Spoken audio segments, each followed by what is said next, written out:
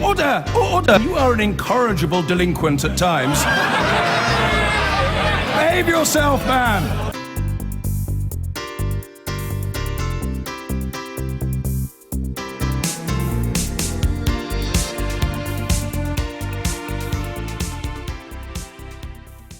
Tom Watson was last on this chair in September 2015, just after Jeremy Corbyn and he had stormed to victory in Labour's leadership and deputy leadership contest. His declared mission then was to get Labour fighting fit to win power again in 2020. So how's it going?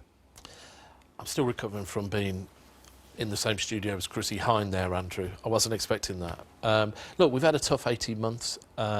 We had a damaging second leadership election, so we've got an uphill struggle ahead. The polls aren't great for us, but I'm determined now that we've got the leadership settled for this Parliament, that we can focus on developing a very positive, clear message to the British people in a general election.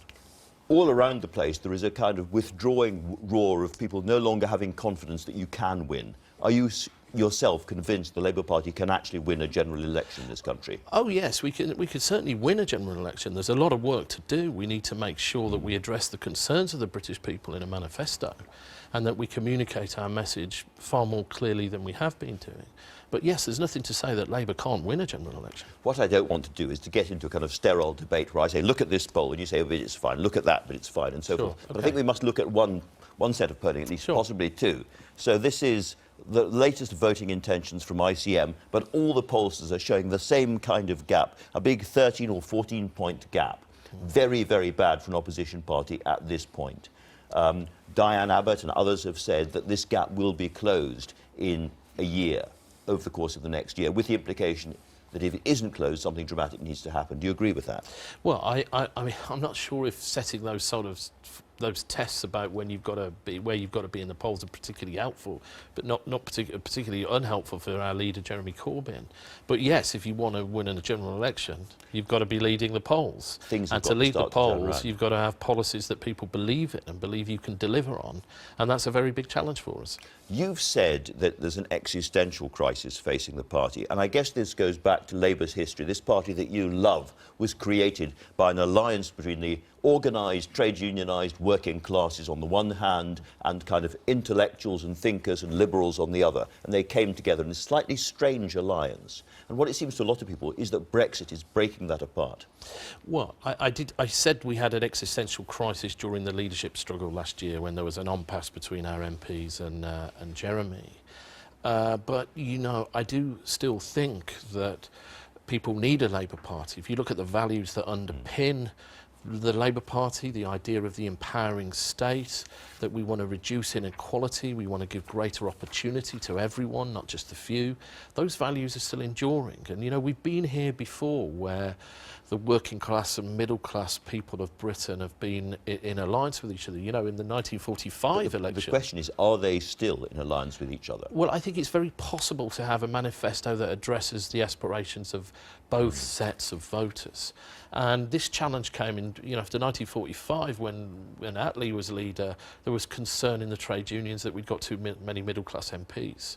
I hope that we can make sure that we, at the general election, represent the interests of both. This is also about values, isn't it, and how people feel in their guts about life. John Cruddas, who did some work for you in the party about this, said that since 2005, he said, voters who are socially conservative are the most likely to have deserted Labour. They value home, family and their country. And Corbyn's cosmopolitan views on migration, the monarchy and the armed forces are likely to have exacerbated this disconnect. And without going into the personalities, there is a point there, isn't there? Well, jobs and homes is the bread and butter of politics, and there are too many people now who can't... and patriotism and country. Yeah, there is no doubt about that. And we need to convince people that we want this country to be great again, that if you live and work hard in this country, that you can eventually own your own home or rent a home at an affordable price, have a job that is satisfying, and then have a dignified retirement. You know, make Britain great again. Well, look, you know, political parties that don't address those issues are political parties that don't have a future, and I think that's what you're trying to say. That's what you're trying to tease out. What I'm asking is whether your traditional Midlands, Northern, West Country, working class voters still feel culturally attached to the party, as they should do? Well, I hope they do, because I hope they still know that Labour is the party of aspiration, that if you come from sort of humble origins, that you will be able to get on in life with Labour in government. And people still remember the great Labour governments. You know, the idea that they still don't need a government, a party that challenges inequality, that offers opportunity and hope, I think is not correct. These are often quite socially conservative people in their views. They would stand for the national anthem and so forth. They are traditionalist and patriotic in many ways, and they sometimes feel the Labour Party no longer represents them. I would reject any notion where people would say that the Labour Party is not a patriotic party. We're very proud of our country, and we're very proud of singing the national anthem. You know, so I'm not sure if that's the issue. The issue is, what are the challenges facing this country? You know, we are seeing now people living in greater insecurity, the downside of globalisation, if you like. Yes. Well, there's a next wave coming, an industrial revolution based around automation that will create greater insecurity. I think if Labour can craft an economic policy and a social policy that addresses those issues, then we can have a very exciting offer at the next general election, and we can win that election. Because in terms of the policies that people were interested in around the Brexit vote, and you were in a Leave constituency and a lot of your voters voted Leave, would you agree that immigration was absolutely crucial to that vote? Oh, I think immigration was certainly one of the big issues in that referendum, if not the issue, yes. That being the case, what does it do to those Labour voters when they hear people in the leadership saying there should be no upward limit on immigration, or that free movement might have to stay?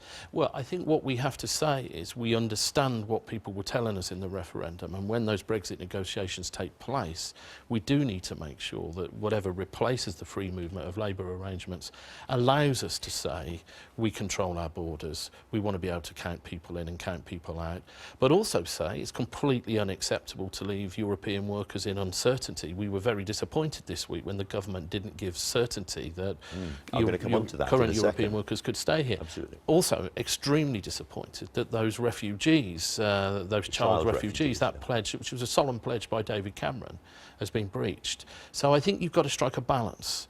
But I know my colleague Diane Abbott, who leads on this, is in no doubt that unless we have a compelling policy on immigration at the next general election, then we're not going to win. So we're, in a sense, one of your colleagues was saying to me, Theresa May gets us off this hook because after Brexit, we're not going to have free movement of people, and then we have a chance to start again and have a socialist immigration policy of our own that we can work through ourselves as the Labour Party. And in that context, I want to ask you, do you think overall immigration in this country is too high or too low or just about right? Well, I don't think you can say that. And I mean, I think you could actually say London requires more liberal immigration policies, but there are other parts of the country where immigration may be putting pressure on public services like schools and hospitals. And that's why I think that when we come out of the European Union, we can have an immigration policy that maybe addresses both those issues. Now, perhaps a regional policy, different immigration policies for different parts of the country. Indeed. Now, these are nascent ideas. We're not ready to sort of make them robust in a manifesto yet, but there is certainly the debate that is going on in the Labour Party right now and in sort of wider circles. Your leader said after those Brexit votes, the real fight starts now. What did he mean? I think what he meant, I agree with him on this. Look, we've had a 9-month phony war where the government have been trying to get their act together on their own negotiating plan. What the vote last week represented, Andrew, was just the firing of the starting gun on negotiations. Really? Yes, I do. I genuinely think that. Really? Because Emily Thornberry was here last week and she laid down these very tough-sounding, bold, important Labour red lines. Every single one of them was obliterated in those votes when you and others voted with the government. And it seems that the battle is now over and, you know, the battlefield has been quit.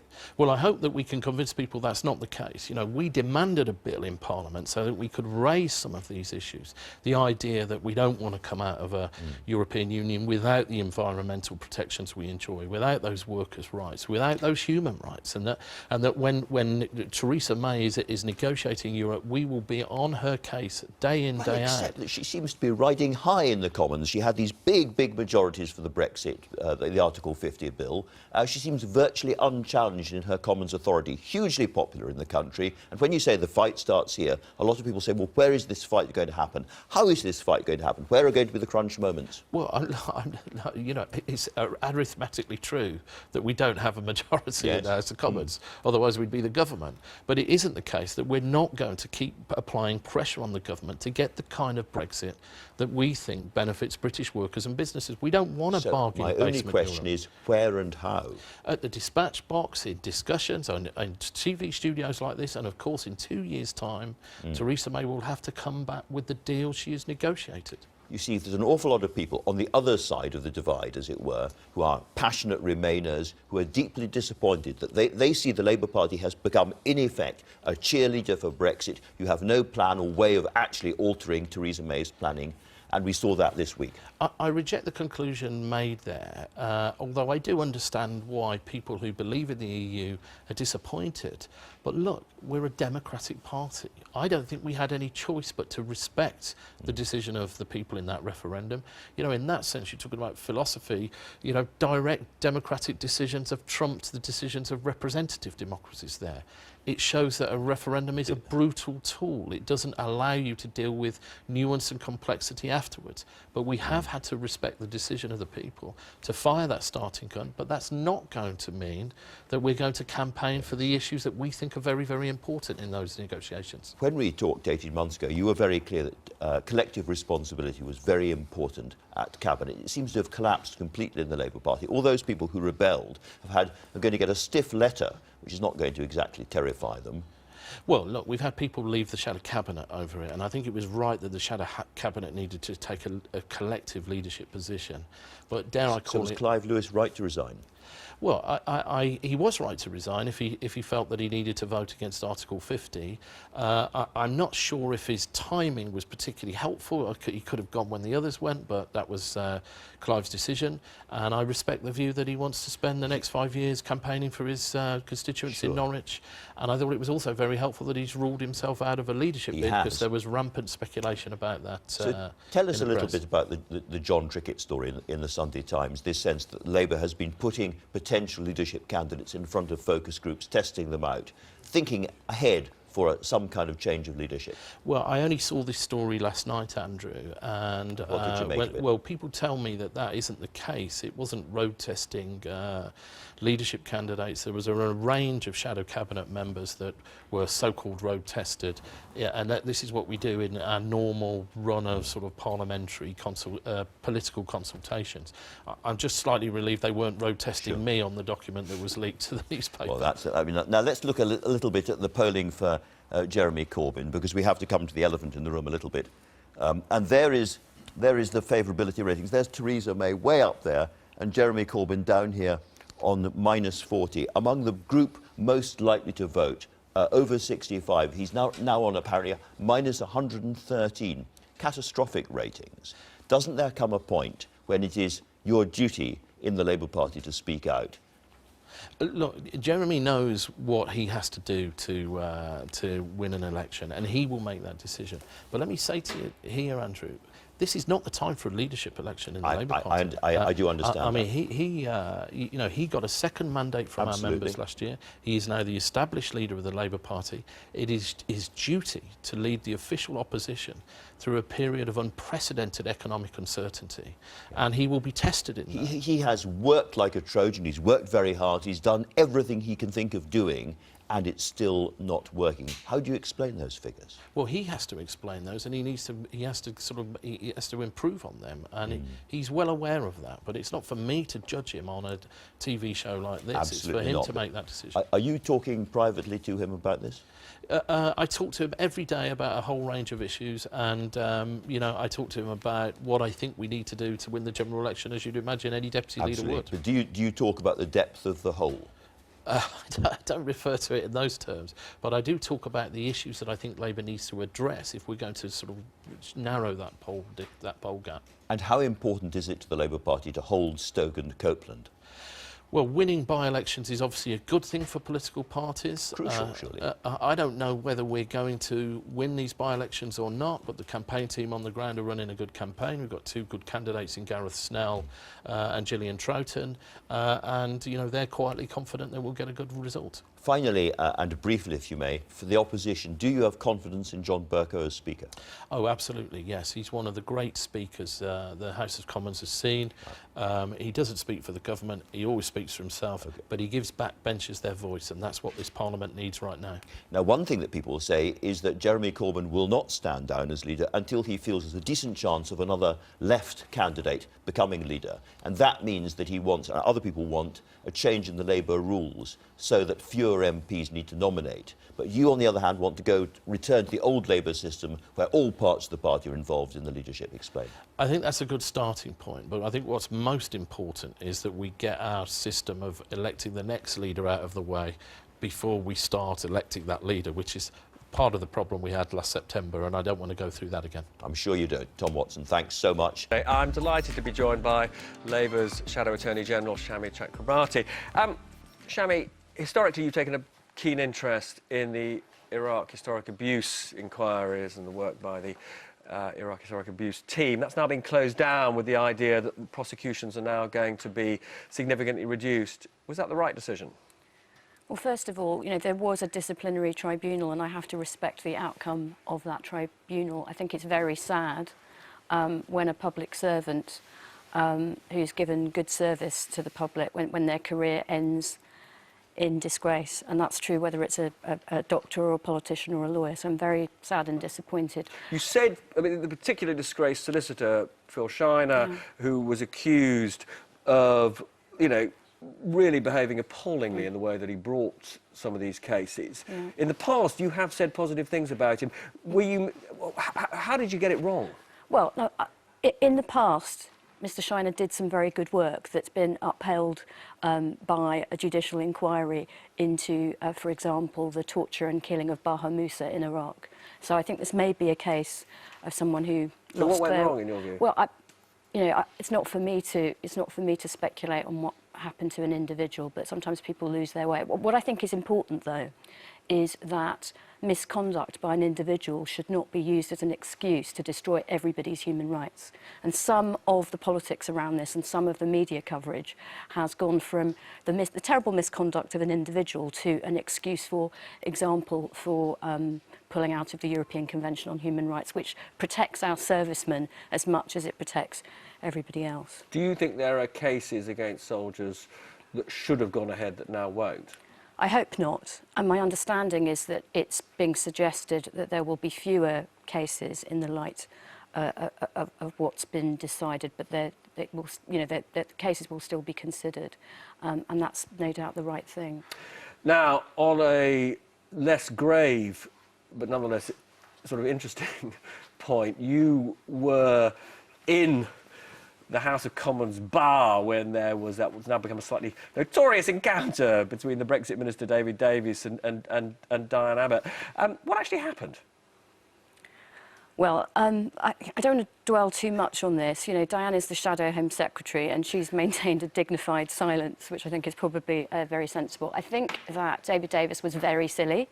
He was sexist and he was patronising. And let's just say Diane is not someone who would have her hand patted by Donald Trump or David Davis or anybody else. And I think the contrast between the iconography around Mrs May in the White House and Diane Abbott and David Davis is quite significant. And you've seen the text that David Davis sent to a Tory colleague about Diane, making what obviously he thought was a joke about how, this encounter was plainly not accurately reported because he's, quotes, not blind, which many people see as a sort of terrible sort of sexist thing to say. What's your feeling about all that? It's really disappointing.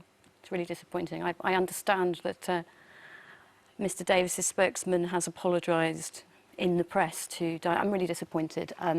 It's sexist, it's patronising, it's disrespectful. When you were doing your civil liberties stuff, you used to see quite a lot of David Davis, didn't you? I mean, because in terms of some of these civil liberties issues, you and he shared similar views. Well, not just me and he. Frankly, Diane Abbott and David Davis were once on the same side of some really important civil liberties issues in this country, and he should show her more respect.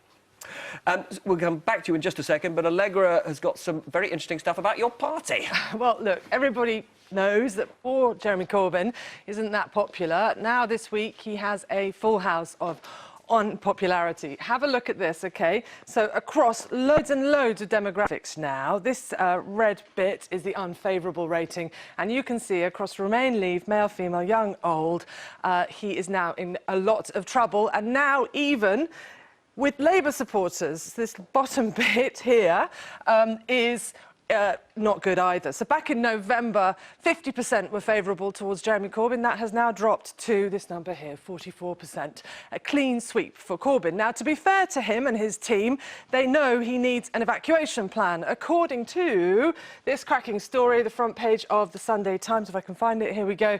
Secret Labour search for Corbyn heir. So the story tells us that what they're doing is running focus groups on who next. And we're going to come on to who they actually mentioned in a second, Rebecca Long-Bailey and Angela Rayner amongst them. But this is the book on who should come next. You'll recognise some of these faces, and these are the odds. So we have Clive Lewis on 5-1 out in the lead. Keir Starmer from another wing of the party. I don't see how he squares the Corbynistas on 6-1. Dan Jarvis 12-1. Rebecca Long-Bailey, I just mentioned, she is being focus grouped by the party and is going down very well. Another woman, Angela Rayner, who is not pictured here, she is not going down so well. She's their shadow education spokesman, and she is apparently not very likeable, which I don't think is particularly fair. Anyway, Shami, who would you like? Well, let's come on to that in just a moment. But maybe you're fond of Jeremy Corbyn. The polling is not great for him. Could I just say on this point about succession planning and focus groups? Those focus groups were not about succession planning. Right. They were about the North. And there were similar.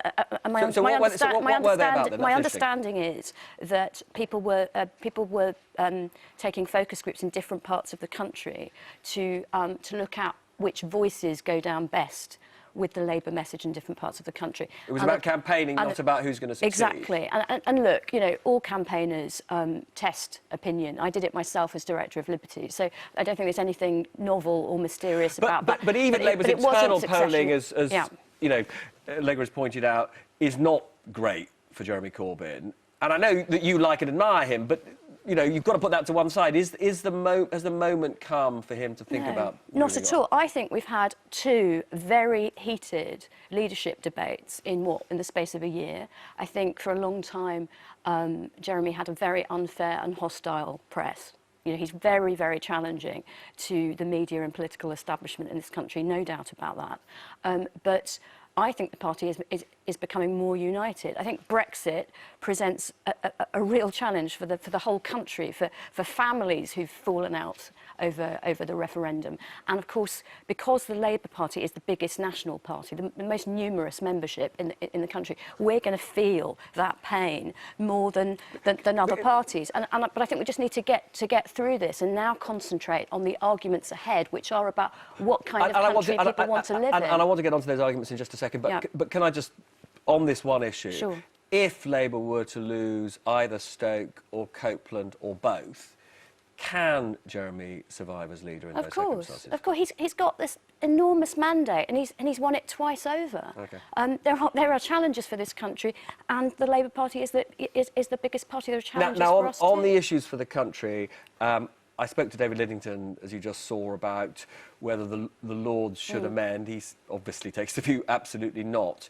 Do you think the Lords should try and amend this Article 50 bill? My leader in the Lords is Angela Smith, and she's made it very clear that we're not going to be bullied. You know, I'm a relatively new member of the House of Lords, but there's some very experienced people in there who know very well the constitutional position, which is that we are a scrutinising and revising chamber. Yep. There are things that can be scrutinised and revised in this bill so just to be clear, without thwarting the will of the people in the referendum. You think you will amend, and you think, therefore, it will go back to the Commons? I think that's right. For example, the government has now conceded, after much pushing from Labour and others, that there ought to be a vote. And you'd like to see that written into the bill? Absolutely. Why not? If the government stands by that promise, why shouldn't it be written into the bill? And there are other aspects of process like that would improve the bill. I also think that thousands of EU nationals who have lived and worked and loved and formed families in this country over many years should be entitled to some comfort that they are going to be able to stay here. So again, you would like to see that written into the bill? Absolutely. And there are some, you know, some other protections for the environment and for workers' rights and so on. But I think these process points are crucial so that parliamentary sovereignty, which was supposedly what Brexit was all about, can be promised and delivered on. And I think in particular the rights of these EU nationals to carry on living here. Shami Chakrabarti, thank you so much for joining me today. And I'm now going to chew over some of these gripping points with Yvette and John. I mean, just quickly, John, on your colleague David Davis, you do have a Prime Minister who's not very keen on sexist comments. I mean, he's going to get a dressing down, isn't he? It's an extraordinary story because, you know, this was apparently, according to the press, a text sent to one of my colleagues in the House of Commons. And how did it come to be on the front page of a newspaper? Whoever he sent it to, I suspect he won't be sending many texts in the future. But yeah, you can't tell us who you haven't picked up on the grapevine who received. Absolutely no idea. Because he has been well and truly stitched up. Let's be. Well, certainly, I don't think he was the colleague was doing him much of a favour. But no, I mean, you know, what one says in private texts sometimes is embarrassing if they then appear in newspapers, and I'm sure that he is embarrassed. And no, I mean, I think we need to move on. How damaging is this for David Davis? It was clearly a sexist thing to say in the texts, but also it just sounds like it was quite a patronising thing as well that he was trying to do, talking to Diane in the bar. But I actually think there's a wider thing when you look at some of the Twitter reaction and so on that there's been to this. Frankly, I am sick of the vile, sexist and racist things that we've seen thrown at Diane and also just part of the public debate more widely that I think, you know, everybody needs to pull back from. And David Davis and others need to have a bit of responsibility about the kind of debate that's happening. Not stoking up this kind of fury. Now, on your own party, appalling internal polling. I mean, Jeremy Corbyn can't continue. I think that the polling is hard for us, and I think it is for Jeremy and the team to set out now what is going to be done to respond to that. And that's got to be, I think, as well about what is the vision for the country, how you pull the country together after the Brexit referendum, how we make sure that, you know, we respect the referendum result, but also get the best possible deal for the country. And that, of course, means being able to pull the Labour Party together as well, because Labour voters, obviously, were split between Remain and Is Stoke and Copeland, those by-elections, are they the big moment? If you lost those, he would have to go, wouldn't he? They are important, and I think there's strong campaigns being run in both. In Copeland is obviously what the shocking things the Conservatives are doing to Whitehaven Hospital. I think the NHS will be a big focus there. In Stoke, it's also about the jobs and economy for the future and challenging, I think, the chaos of the UKIP campaign. I don't think most people in Stoke want to be represented by, you know, somebody who's really proved to be so dodgy in the campaign itself. Now, Tom Watson, the Labour Deputy Leader, he was on the Andrew Marr show earlier today. He was asked about Mr Corbyn. This is what he had to say. We've had a tough 18 months. We had a damaging second leadership election, so we've got an uphill struggle ahead. The polls aren't great for us, but I'm determined now that we've got the leadership settled for this Parliament, that we can focus on developing a very positive, clear message to the British people in a general election. So, Julia, I don't know why you're all giggling. I just find it untenable that the deputy leader of the Labour Party could keep going. He's a very good media performer, and he comes on and he's very avuncular, and he's sitting there saying, well, you know, yes, things are a bit bad, aren't they? But don't worry, we're looking at what we can do to win 2020. The idea that Tony Blair and Gordon Brown were sitting in their offices or on TV screens at this time in the electoral cycle thinking, well, I wonder if we can come up with a policy that the British people might like, and I wonder if we can have a leader. It's an absolute nonsense. I mean, this is Tuesday night book club stuff. All right. Well, I'm going to ask you the question I was going to ask before. She interrupted me. I mean, how has that By ever giggling. happened? By giggling. I would suggest that he's right. The Deputy Labour Leader, Tom Watson, is right. The leadership of the Labour Party is settled, with one caveat, unless the Corbynistas themselves to decide to move on Mr Corbyn. If the left of the Labour Party decides, then it's not settled. But if that doesn't happen, it is settled. That in many ways would be the worst situation if you're a Labour moderate, because the Corbynistas would be saying, actually, the problem is not Corbynism, it's Corbyn himself, and if we have a younger, more dynamic, telegenic person leading the whole process, we can win the next general election or a future general election. which means you have another iteration of this. You have another 5-year experiment. And that's the worst of all worlds. I think if you're a Labour moderate, if you're someone like Tom Watson, what you want is, and this is the most realistic scenario, Jeremy Corbyn contests the next general election, possibly loses quite badly, and then a Labour moderate runs for the leadership saying, well, we've tried your way. But the worst would be Corbyn going, a younger version of him trying, and then the experiment being extended for a number of years. So I see no easy way out of this for someone like Tom Watson. No, and that's why he radiated all the enthusiasm of, I think, someone in a hostage video in that, in that interview. Well, maybe he's got the Stockholm syndrome now. Labour moderates have had their day in the sun. They're 2 days in the sun, and they lost both times. Yeah. So I suggest they're not going to try for the hat trick again. No way. Is there any indication that on the more Corbyn wing of the Labour Party, there is now doubts about their man? Yes. I mean, just to translate Tom Watson, what he meant was, I, Tom Watson, am not going to get involved in another attempted coup because I tried it last time and it was a catastrophe. That's the translation when he says the leadership question is settled.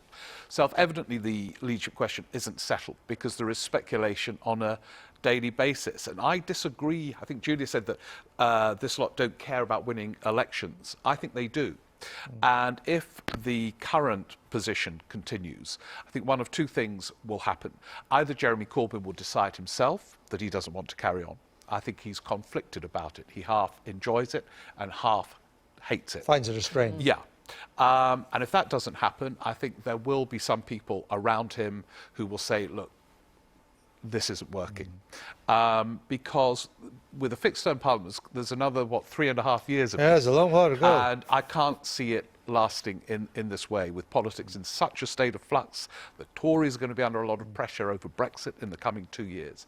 To have opinion polls at this level, I think is unsustainable. Final thought from you? Yeah, absolutely. I mean, the idea that it is another 3.5 years is just madness. But of course, the people that they're putting up as possible replacements for Jeremy Corbyn, apparently they've been focus grouping them. I mean, realistically, most members of Commons wouldn't know who most of these people were, let alone members of the public. Rebecca Long-Bailey was mentioned as one. Angela, help me here. One of the, Rayner, Angela Rayner, right. They're not overwhelmed with leadership potential at the moment, which is... Very, very diplomatically put. Neither are the Tories, actually, but they just they happen to have one at the moment, too. All right.